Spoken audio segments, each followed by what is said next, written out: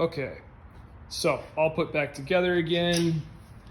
Just to review, they probably need to tighten those up. I drilled the header bolts for safety wire just because I have had these vibrators on dirt bikes.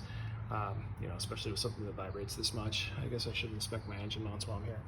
That's welded back up. Not the prettiest, but not the worst either. Hooked up the exhaust pipe again, just to let everybody know.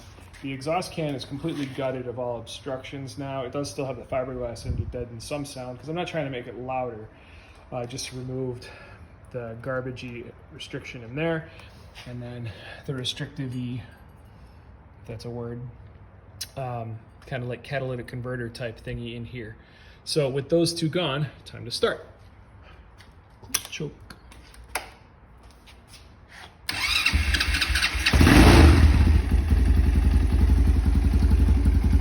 I would say louder, but not loud.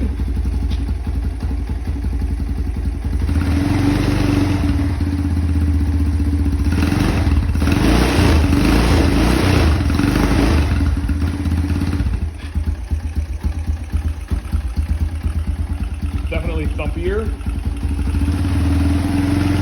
Try to get it running off choke.